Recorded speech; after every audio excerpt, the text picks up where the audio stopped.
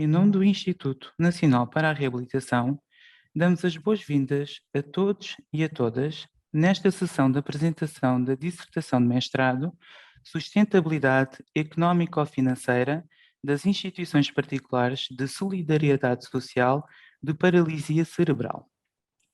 Começaremos por dar a palavra ao Dr. Humberto Santos, Presidente do Conselho Diretivo do INR. Depois, será a vez da nossa convidada, Virgínia Maria Lima Veiga, oradora desta nossa sessão. Daremos também espaço para as questões que a nossa audiência queira colocar e encerraremos a nossa sessão. Passo a apresentar, muito brevemente, a nossa convidada. Virgínia Maria Lima Veiga nasceu em Lamego em 1967 e licenciou-se em Serviço Social na Escola Superior de Tecnologia e Gestão de Lamego, em 2009. Concluiu o mestrado em Gestão de Unidades Sociais e de Bem-Estar na Universidade Lusófona de Lisboa, onde também defendeu a dissertação de mestrado em 2020. Ao longo da sua vida profissional, desempenhou funções nas áreas da infância, deficiência e pessoas idosas. Passo então agora a palavra ao Dr. Humberto Santos. Luís, muito obrigado. Começo por agradecer a presença de todos e de todas que acompanham esta sétima sessão informativa de 2021 da Biblioteca Especializada do Instituto Nacional para a Reabilitação. Quero, obviamente, agradecer a presença da autora, Virgínia Maria Lima Veiga, bem como o ter aceito este convite para estar aqui. Referir ainda a pertinência da edição, sustentabilidade económica financeira das instituições particulares de solidariedade social de paralisia cerebral, que, tal como nas palavras do Dr. Bagão Félix, refere, através dos dados recolhidos pelo bem elaborado e completo inquérito às instituições, a autora deixa bem patente os principais problemas e fraquezas atuais, mas também as tendências e oportunidades que se colocam e de alguma expressão demasiado defensiva perante aspectos que importa ultrapassar. Dizer-vos que, na verdade, nós estamos perante mais uma tese que é para nós um elemento decisivo. A importância deste tipo de trabalhos é algo ao qual damos a máxima de atenção. E por isso queremos dar hoje aqui este espaço de visibilidade, de visita, de consulta, porque tudo aquilo que não conhecemos, na verdade, não existe. E nesta nossa área de inclusão das pessoas com deficiência, há muita invisibilidade relativamente a muitas dimensões que são determinantes. E esta forma sistematizada, organizada, de análise de determinados fenómenos são certamente contributos a partir dos quais é possível levantar novas questões, é possível fazer novos trabalhos e desta forma a ciência vai avançando. Por isso, o agradecimento à autora pela oferta deste livro que compendia todo o seu trabalho, todo o trabalho que foi desenvolvido, a oferta à Biblioteca do Instituto Nacional para a Reabilitação, mas também um agradecimento por esta visita guiada que vai fazer connosco e certamente vamos ficar a conhecer ainda melhor aqueles que já tiveram a oportunidade de fazer uma primeira abordagem ao livro. Dizer-vos que as instituições particulares de solidariedade social, em alguns casos denominadas como instituições do terceiro setor, têm, na verdade, um papel supletivo das funções do Estado e, por isso mesmo, devem ter uma atenção muito significativa da nossa parte. Por isso, será determinante que este património seja gerido com critério, com objetividade, com ética, com princípios que são hoje elementos alicerçantes da praxis humana na gestão do bem comum. Prezada Virginia Veiga, permita-me que a trate assim. Muito obrigado pelo trabalho realizado, pela pertinência do mesmo, por este momento de partilha. Desejo-lhe uma excelente apresentação.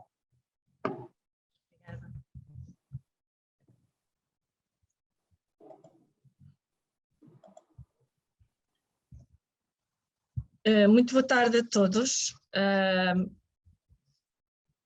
Antes de mais, quero agradecer ao INR, aqui representado pelo Sr. Presidente Humberto Santos, a oportunidade e o interesse que demonstraram na apresentação deste estudo. Depois também agradecer, não está presente, mas enviou um vídeo ao Dr. Bagão Félix, a simpatia com que enviou o vídeo. Depois também à minha arguente, a doutora Ana Brazão, que desde sempre se disponibilizou a estar presente. O meu muito obrigado. À doutora Hélia Brancon, eu não sei se está presente, mas também foi convidada. E ao senhor engenheiro Antelo, que desde sempre me acompanhou neste estudo, com a sua experiência, o seu saber.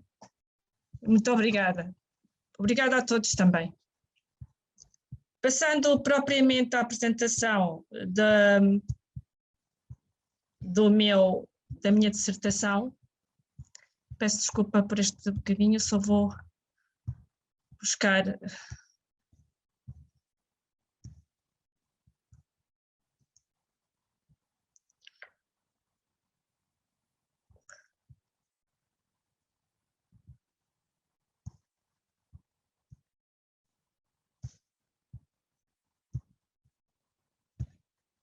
Como eu estava a dizer, passando propriamente à apresentação do meu estudo, que se intitula Sustentabilidade Económica e Financeira das Instituições de Solidariedade Social para a Resiliência Legal, vou já passar, portanto, ao vídeo do Sr. Dr. Bagão Félix que se enviou.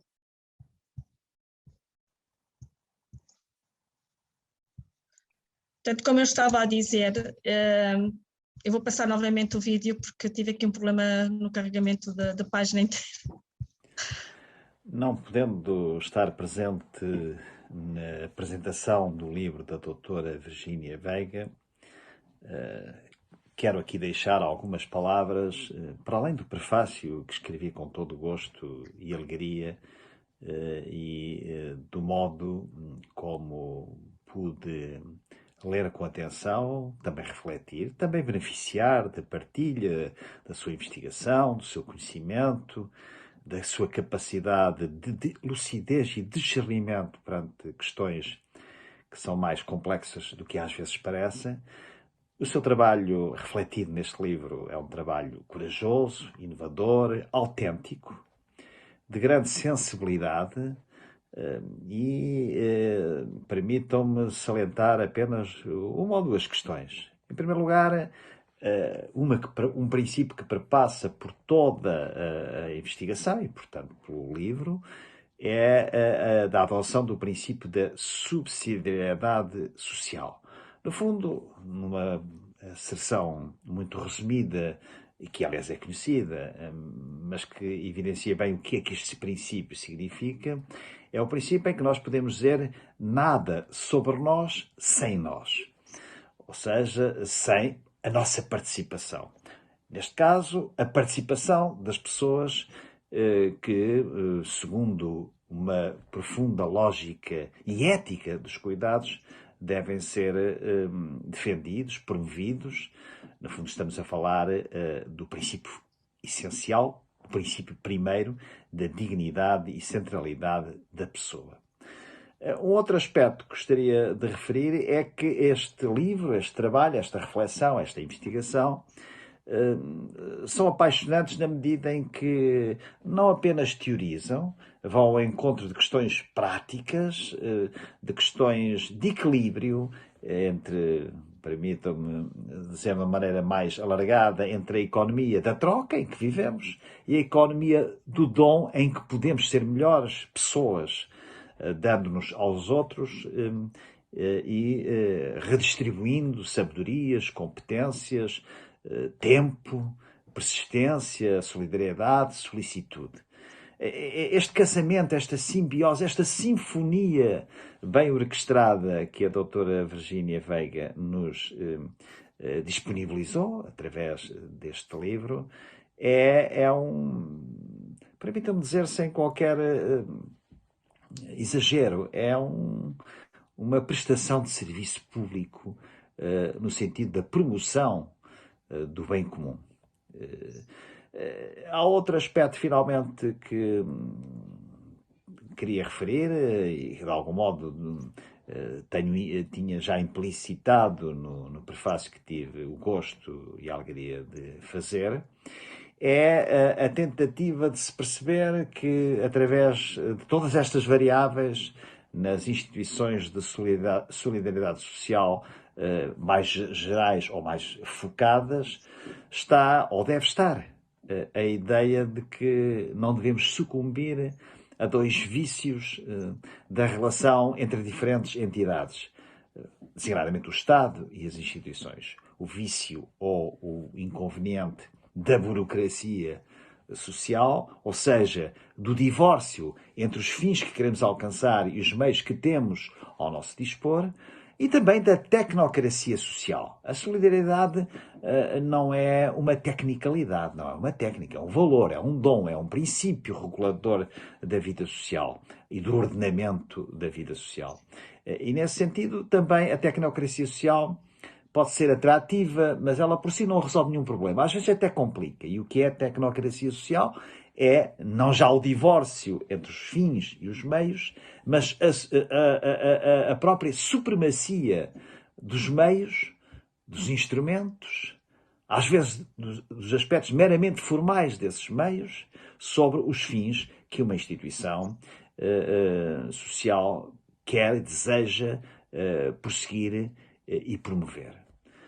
Enfim, muito mais haveria a dizer.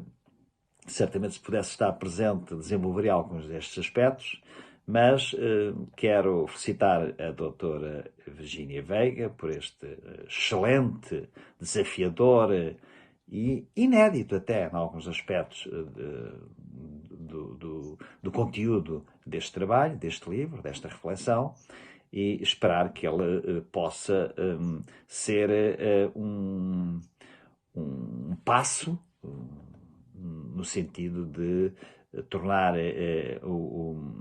as relações sociais mais humanizadas, mais orientadas para os fins, em suma, mais preconizadoras da magistratura social, guiada pela ideia da verdade, do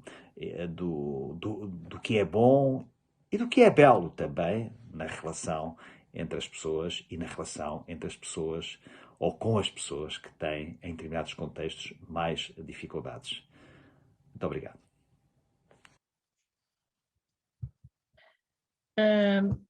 Depois deste pequeno interregno, falhou aqui em termos de logística do ecrã, mas foi rapidamente resolvido.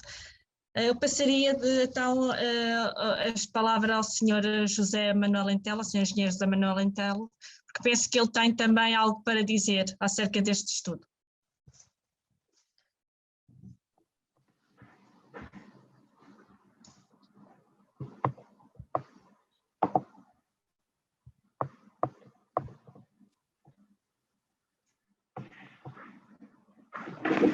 Ora, muito boa tarde a todos. As minhas primeiras palavras são para congratular o INR, na pessoa do seu presidente e de todos os seus colaboradores, pelas iniciativas que tem levado a cabo ultimamente de partilha de conhecimentos, com efeito para além da sua missão, entre outras tão importantes, além da sua missão, por exemplo, de financiadora de projetos, tem desenvolvido estas ações de divulgação por forma a capacitar as instituições e as pessoas que nelas colaboram, aumentando a sua dinâmica de atuação através de conhecimentos atualizados e acrescidos. E por isso, muitos parabéns ao INR pelas iniciativas que tem tomado e que certamente vai continuar a tomar. No que diz respeito ao que hoje aqui nos reúne, queria declarar primeiro que eu sou uma pessoa suspeita, na medida em que sou parte interessada.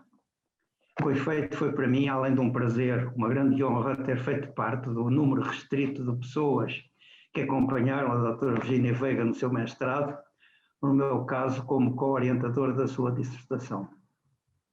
Mas como comentário gostaria de sublinhar apenas 3 aspectos, pois foram daqueles dos que mais me tocaram. O primeiro, para além da aridez dos números, a autora foi ponteando o seu trabalho de forma permanente, regular, constante, chamando a atenção para o valor inestimável da ética, valorando sempre o ser sobre o ter, a pessoa sobre os bens, embora estes sejam necessários para que se possa atingir o resultado necessário, que é a prestação de serviços.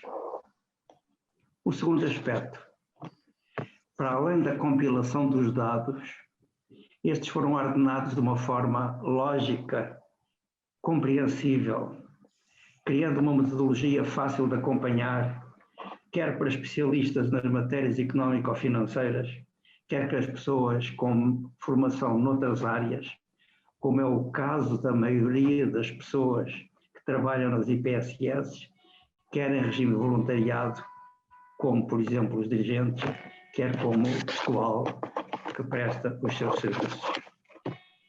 E mais, para além destes dados históricos que pertencem ao passado, uma vez que são história que pode ser mais recente ou mais longínqua, a autora abre perspectivas de futuro, prevê situações de possíveis incumprimentos, de riscos de falência, previsão sempre válida para que em tempo útil possam ser corrigidos. E neste aspecto inova, cria instrumentos de avaliação e de prevenção de situações que atempadamente são suscetíveis de mudança de rumo. Terceiro aspecto, para além de enunciar metodologias e medidas, valoriza-as, quantifica-as, dá-lhes peso, prioriza-as, e isto por forma a as tornar execuíveis, não se limitando apenas a anunciar desejos, ou é preciso que, mas a apontar direções. E mais, calendariza-as, permitindo a qualquer um seguir este guião. Por tudo isto, este trabalho, para além de servir de guia em busca da sustentabilidade das instituições dentro dos padrões éticos exigidos na procura da criação de valor, pode também ser usado como ferramenta, extrapolando evidentemente, como uma metodologia para avaliar candidaturas de projetos e a sua execução. Muitos, e felizmente que assim é, são as instituições que patrocinam e financiam, no todo ou em parte, projetos de índole social. Por exemplo, o INR, a Fundação EDP, o BPI, Fundação La Caixa, a Fundação Manuel António Mota, etc, etc, etc. A responsabilidade social é cada vez mais presente na consciência dos gestores das empresas e, repito, e ainda bem que assim é. Por tudo isto, esta metodologia pode servir não só para avaliar as candidaturas a priori, mas também para acompanhar o desenvolvimento dos projetos e medir a sua valia na fase de implementação ou então, quando já estiverem em rotina, em curso. Parabéns, pois, doutora Virginia, pelo seu trabalho. E porque no final abre perspectivas para o seu desenvolvimento, também lhe peço que não fique por aqui. Prossiga, continue sempre, continue a inovar. Sei que tem tido preocupações no que refere à matriz de oportunidades, que nós vamos ver lá mais adiante, pois deseja valorizá-la, mantendo a capacidade de análise, mas incluindo, para além dessas valias, os riscos envolvidos para cada uma das iniciativas. E faz muito bem, porque em cada iniciativa há mais e menos-valias, e é do balanço destas que as decisões devem ser tomadas. Trata-se, pois, de um caminho que pode e deve prosseguir, continuando esse estudo. Em resumo, trata-se de um excelente trabalho que honra a autora que o produziu, a Universidade Lusófona, que a teve como mestranda e os seus mestres, e o INR que agora o divulga. Mais uma vez, parabéns e muito obrigado por esta oportunidade de dizer aquilo que penso do fundo do coração. Muito obrigado.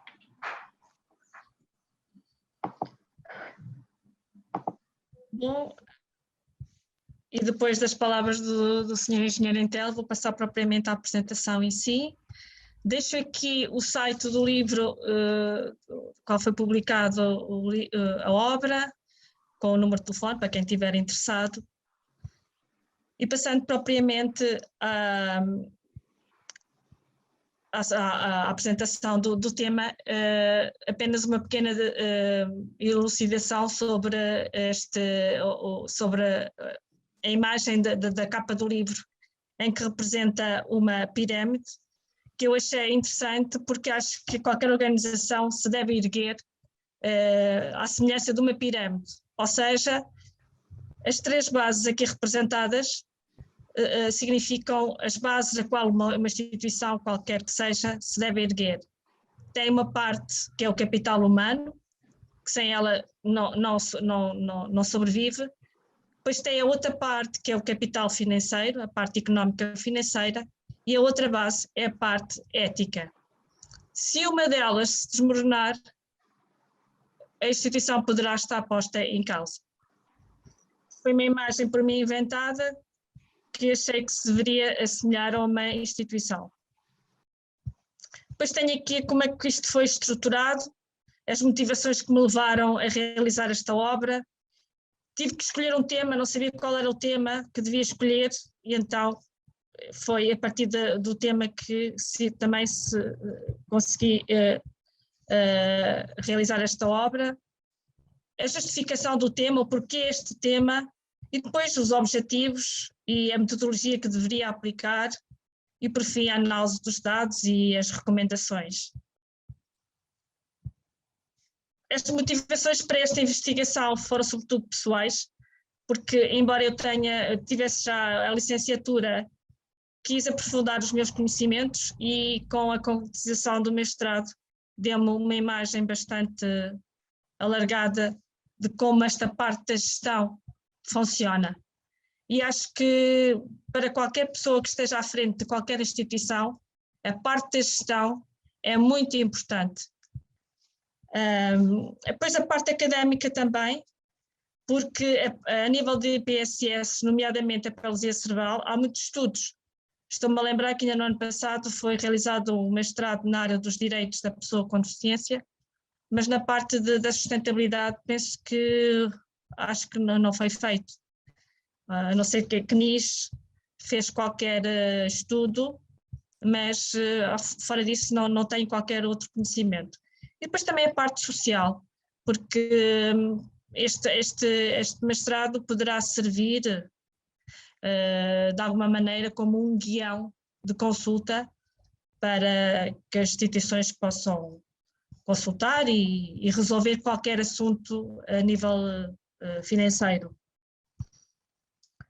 Depois, uma abordagem muito rápida sobre sustentabilidade. Sustentabilidade parte depois deriva do latim sustentare, segundo Virgílio, ou sustenir, segundo Cícero, que significa sustentar, suportar, conservar, manter, resistir.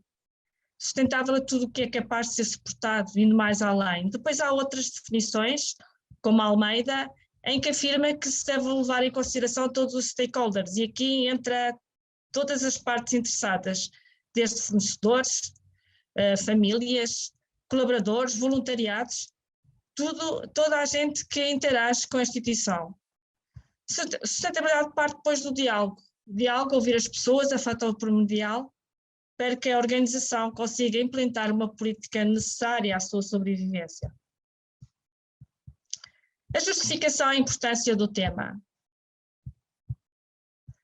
Primeiro, porque se considera que a paralisia cerebral é representativa da área de deficiência. É aqui na paralisia cerebral que os custos são mais elevados, tanto a nível material como a nível humano.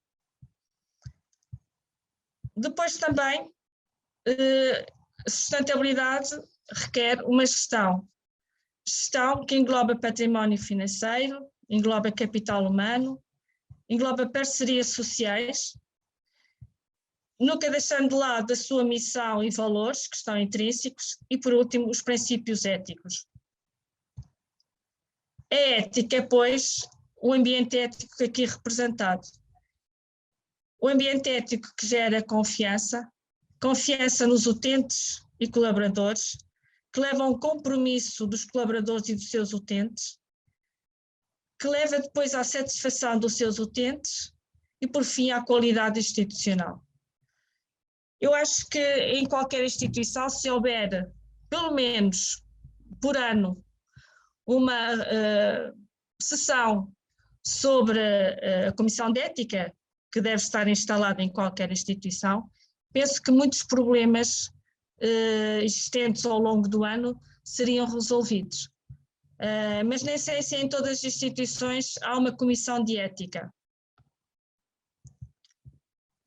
A pergunta de partida, pois, para este estudo foi saber, essencialmente, se os custos com o pessoal seriam ou não o maior desafio que estas IPSS teriam de suportar. E vamos ver mais à frente que realmente se confirma isso. Depois, obviamente, há outras questões, não é? Outros custos que vão colocar em risco a sustentabilidade das IPSS. Depois também saber quais são os indicadores da oportunidade e qual o planeamento que estas instituições têm a curto, a médio e a longo prazo. Os objetivos.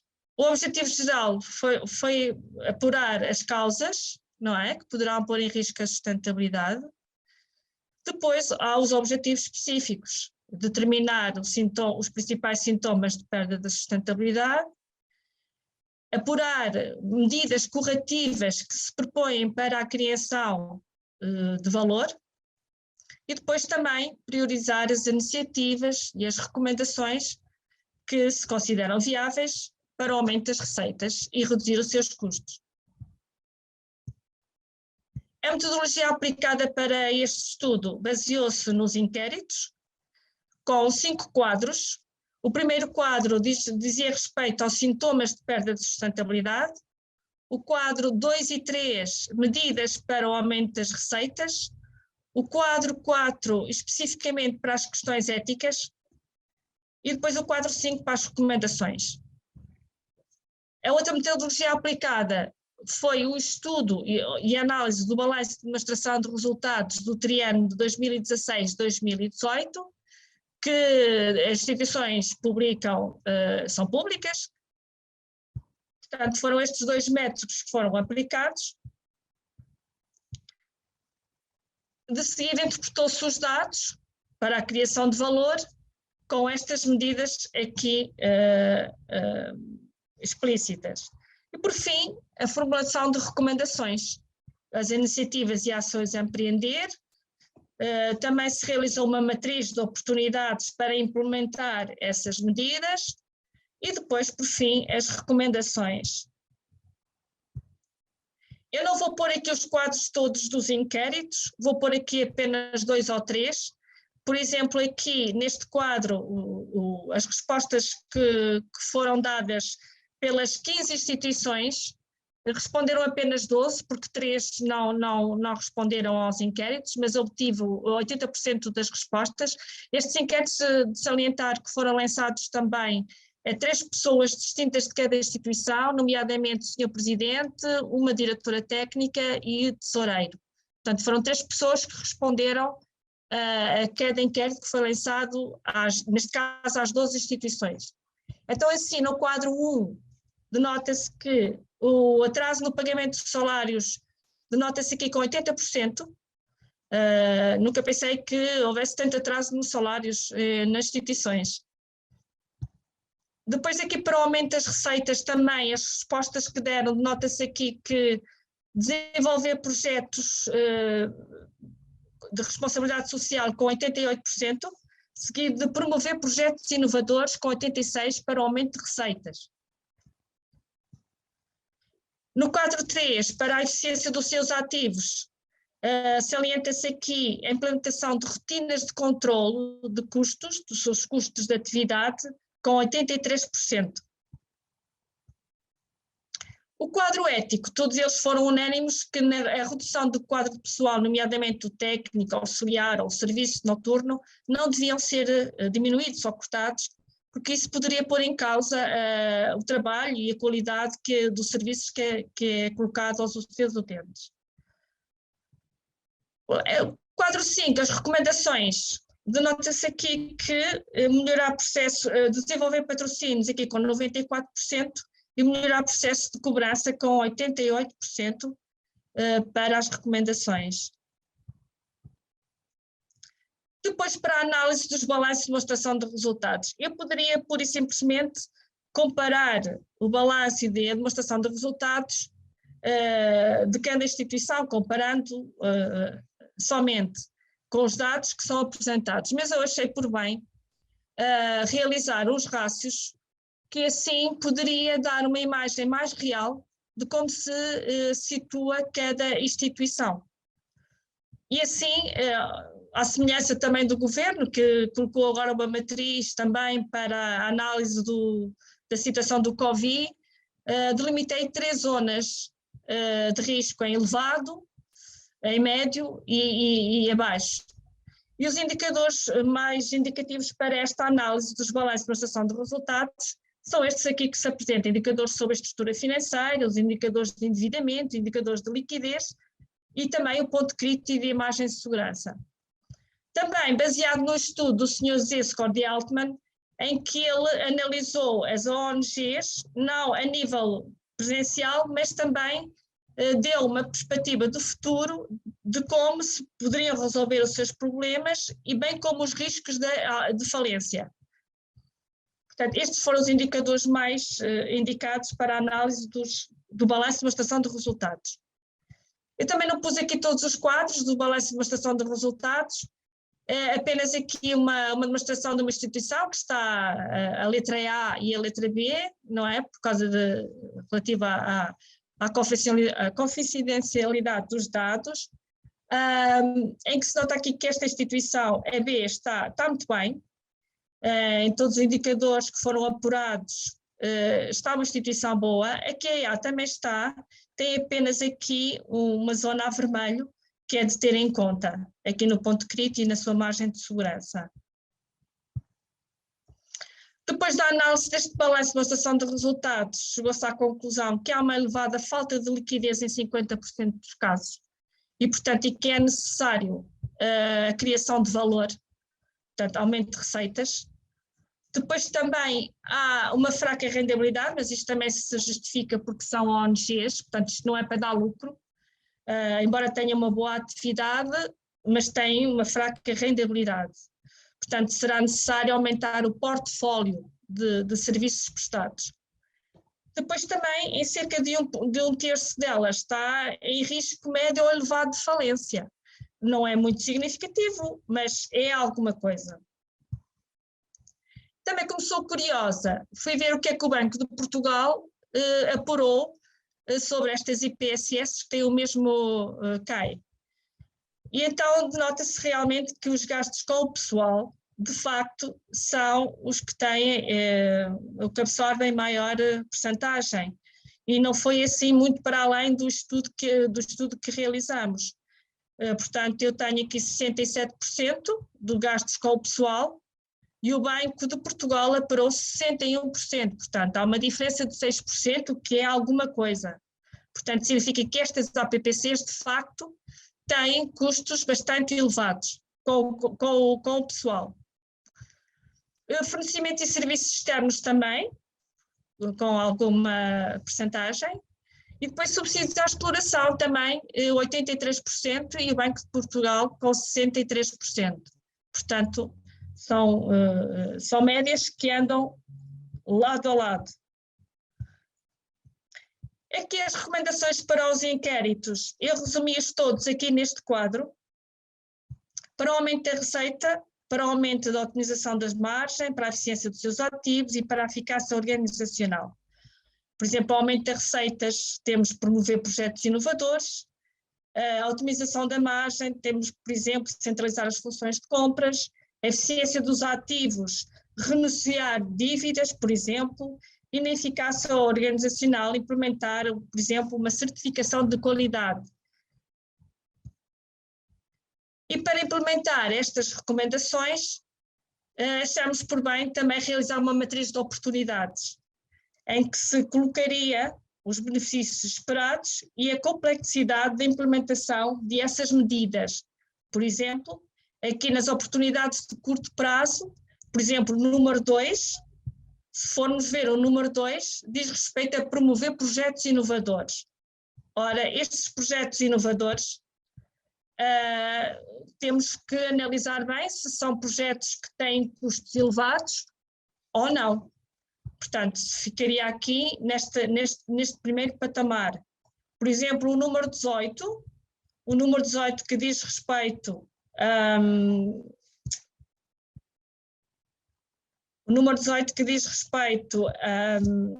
eu peço desculpa porque tive que diminuir isto. Ações de formação periódicas.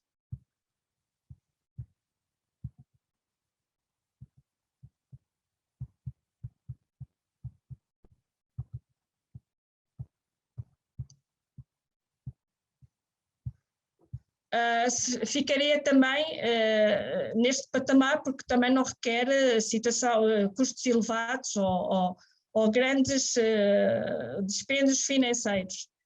Depois, as oportunidades a médio e longo prazo, por exemplo, o número 10, que diz respeito à concentração de contratos de manutenção, também são situações, são projetos que não requerem muita dispêndio financeiro.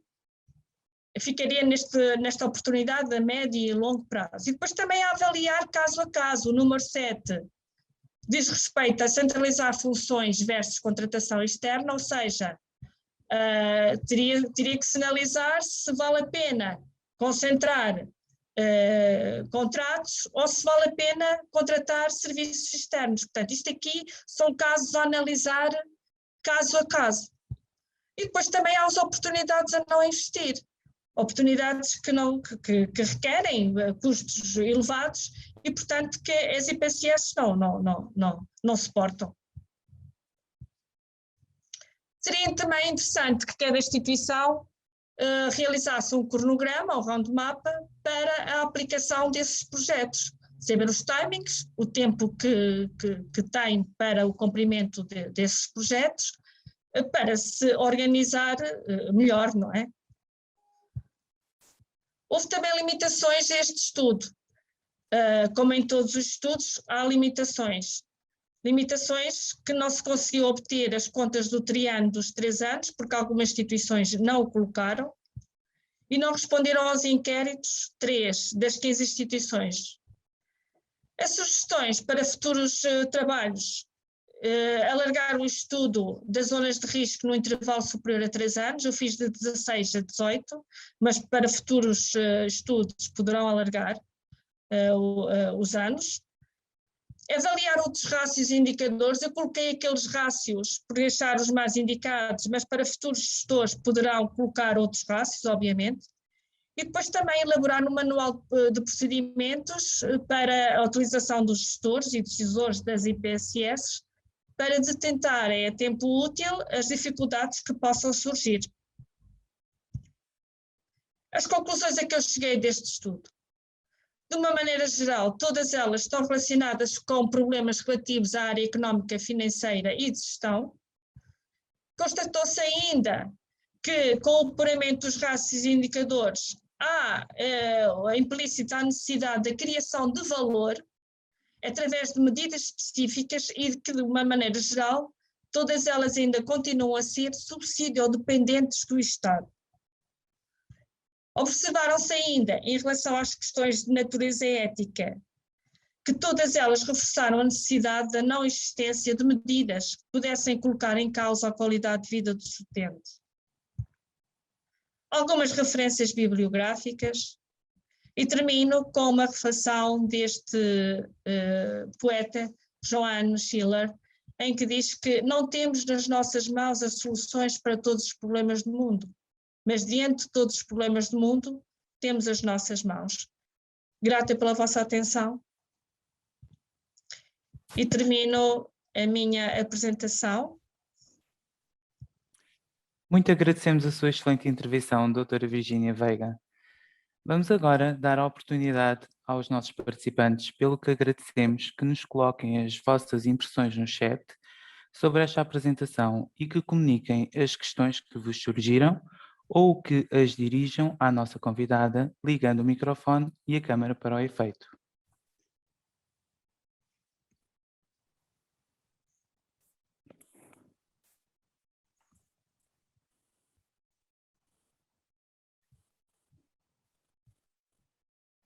Alguém tem alguma questão?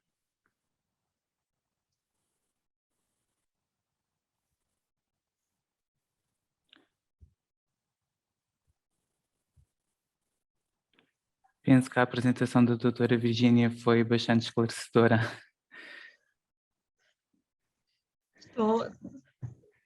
Não há qualquer questão, está tudo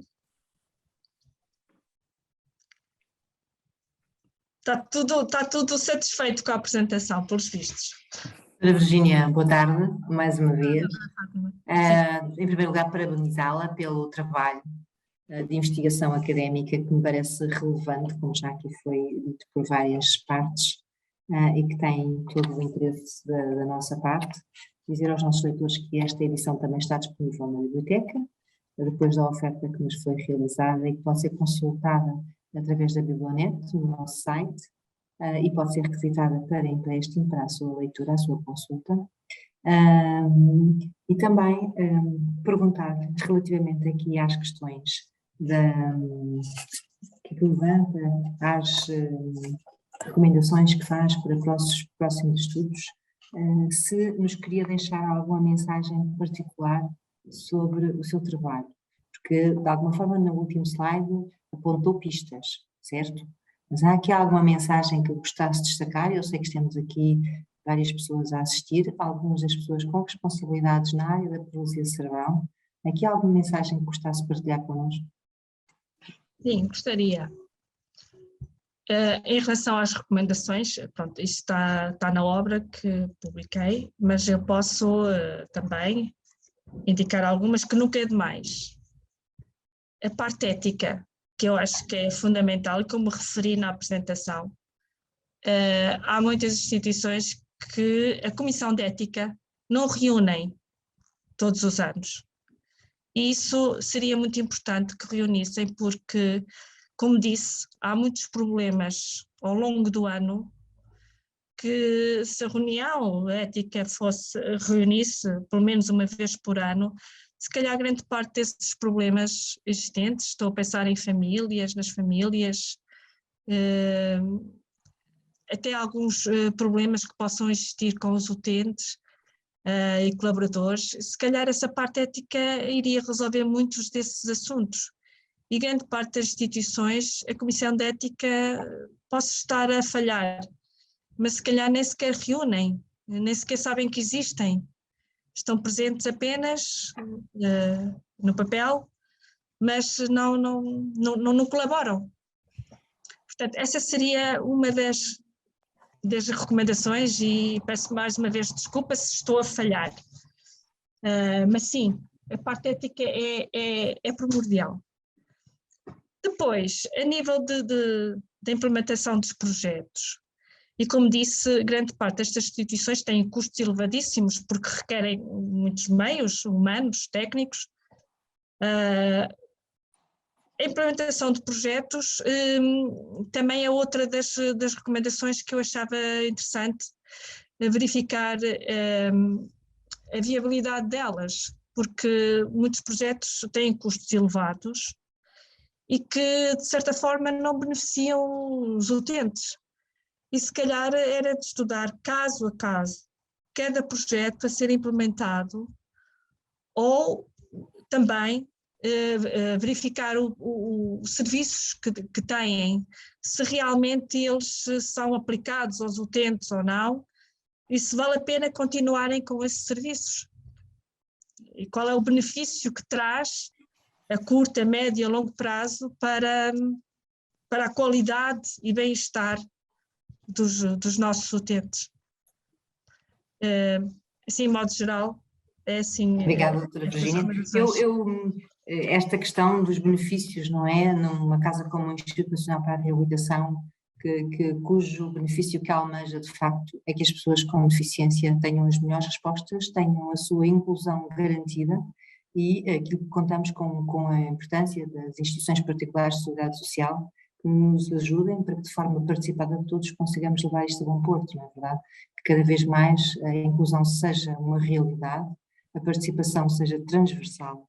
No seu estudo pareceu-me muito interessante, aqui nas questões das recomendações, a forma como organizou recomendações para a eficiência dos ativos, recomendações para a eficácia organizacional, e depois também algumas sugestões que parecem quase básicas em termos de gestão, como sejam que as iniciativas devem ser priorizadas, que deve ser estabelecida uma matriz de oportunidades, que deve ser desenhado um roadmap, que deve serem feitos programas de implementação das ações, assim à partida coisas, matéria de gestão, que se aplicam a qualquer uma empresa, a qualquer um serviço, e nós muitas vezes na nossa vida de luta, de tentativa de implementação de direitos, podemos eventualmente esquecermos da importância que estas vertentes podem ter na eficácia organizacional de uma instituição particular de seguridade social. E atenção que eu não estou a dizer que não são eficazes de tudo, não é essa a minha intenção, mas de facto achei interessante aqui a forma como priorizou as recomendações, quer de iniciativas a desenvolver, patrocínios, projetos inovadores, novas respostas sociais. Achei muito interessante e acho que de facto é nesta forma que nos devemos focar, capitalizar todos estes contributos académicos, no sentido de com eles podermos beneficiar de ferramentas que nos ajudem a fazer melhor o nosso trabalho. Eu não digo que não seja bem feito, estou a dizer melhor, elevar o seu potencial. É por aqui. Portanto, achei muito interessante, os meus parabéns por esta abordagem também, de ir ao fundo da questão, relativamente a estas ferramentas. Não sei se a doutora Ana Brazão quer também fazer alguma observação relativamente, até por como foi arguente, não é? Há alguma questão complexa que queira aqui deixar? Muito boa tarde a todos.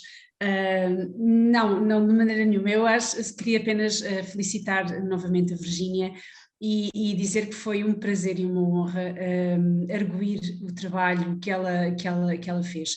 Eu não sou destas áreas, eu não sou da área de social, se bem que tenho uma formação numa ciência social, eu sou economista de formação. E de facto, e tive a oportunidade de dizer isto à doutora Virgínia na altura, foi uma aprendizagem para mim também, portanto ler o trabalho dela e estudar o trabalho dela, que acabou por ser um estudo também para mim, foi algo muito gratificante, porque aprendi imenso sobre uma área que eu não conheço. E portanto eu diria que foi uma aprendizagem para as duas, portanto eu consegui dar-lhe talvez chamar-lhe a atenção para algumas questões que são da área económica e que mereciam ser analisadas ou aprofundadas de uma outra forma, mas eu própria aprendi imenso com este estudo e, portanto, penso que vale a pena, e era esta a mensagem que eu gostava de deixar, vale a pena continuar a trabalhar neste sentido e peço à doutora Virgínia que não pare. Sei que é uma paixão que tem, é de facto uma apaixonada por esta área em particular da solidariedade social e, portanto, eu acho que teremos todos a ganhar com os seus futuros contributos. Muito obrigada, boa tarde. Obrigada, doutora Ana Brazão. Eu só queria responder aqui, não sei se ainda tenho tempo, se não. Mas mesmo em cima do nosso tempo, já ultrapassámos, aliás, o tempo previsto para esta sessão e temos também, doutora Virgínia, com certeza vai poder intervir, mas brevemente, temos também dois comentários, por um lado um comentário de uma pessoa que está aqui a assistir connosco nesta sessão e também um técnico, um nosso colega que quer intervir, é aquilo que eu tenho aqui previsto nas intervenções. Diga, por favor, Virginia. Queria responder. Doutora Fátima, eu peço desculpa, mas não estava aqui saber quando é que eu ia intervir, ia precisamente dizer isto sobre aqui um comentário de para todos, em que ele pergunta que acha que no futuro as IPSS vão ter órgãos sociais de direções remuneradas para atrair pessoas. Muitas das nossas IPSS são geridas por voluntários que fazem um trabalho muito abnegado, mas que porventura sem conhecimentos de gestão, para uma tarefa cada vez mais complicada. Eu não sei, eu acho que se os voluntários, embora não sejam remunerados, obviamente, mas que alguns têm conhecimentos de gestão, não sei se por não receberem, por não terem qualquer ordenado, se não farão também um bom trabalho, não é? De qualquer maneira, acho que as instituições deverão cada vez mais ter pessoas formadas também na parte de gestão, sim, será importante. Não sei se respondi, se não.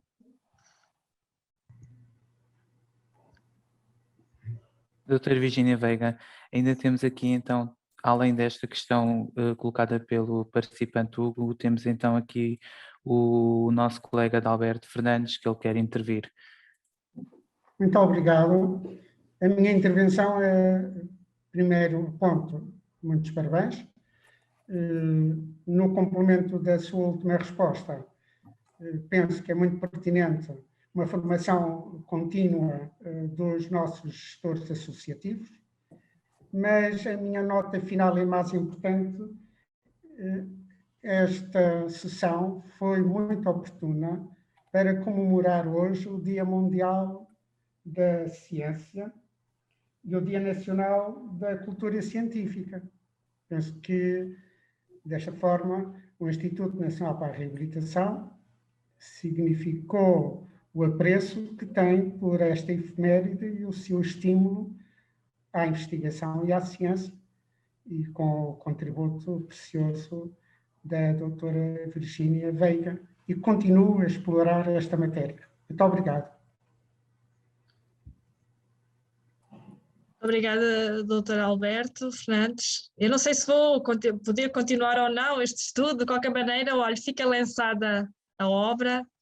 Espero que algumas IPSS o utilizem, foi para isso que ele foi feito, pelo menos alguns conhecimentos poderão ser aplicados e úteis e que serão úteis, e lembrar apenas também que grande parte das nossas técnicas que estão à frente das IPSS não têm este conhecimento de gestão económico, e é importante que tivessem, porque há muitas situações financeiras e quem está à frente todos os dias das instituições conhecem e poderão colaborar com a parte de gestão no sentido de resolverem certos problemas financeiros.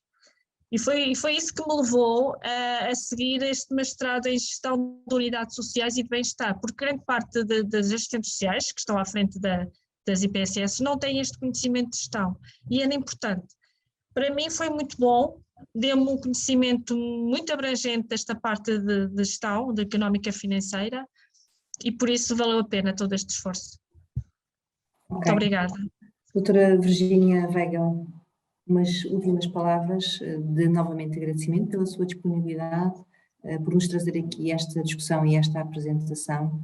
É de facto muito importante capitalizar cada vez mais conhecimento para fazermos aquilo que entendemos que é necessário fazer em termos de promoção dos direitos das pessoas com deficiência. Trabalhamos para pessoas, são elas o nosso polo principal.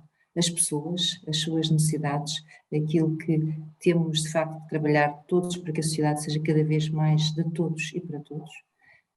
E portanto, olha, muito obrigada por trazer esta abordagem aqui, que também é importante, de gestão economicista, não é? Que de facto nos pode ajudar a fazer o nosso melhor trabalho. Uma boa tarde e muito obrigada. Obrigada também a todos. Bem-aja. Doutora Virginia Veiga, muito obrigado mais uma vez pela sua excelente intervenção. Agradecemos a todas e a todos as vossas intervenções e chegamos ao final desta sessão. Resta-nos agradecer a participação de todas e de todos e convidá-los para que acompanhem a nossa página do web e as nossas redes sociais. Agradecemos a todos os participantes que fiquem atentos à sua caixa de correio eletrónico, dado que vos iremos remeter um pequeno questionário de avaliação sobre esta sessão informativa. As vossas apreciações serão muito importantes para a melhoria deste modelo de partilha de informação, pelo que, desde já, agradecemos a vossa participação à resposta. Lembramos também que esta sessão ficará disponível no canal do YouTube do Instituto Nacional para a Reabilitação, que apelamos a todas e a todos que subscrevam. Boa tarde e até breve. Boa tarde.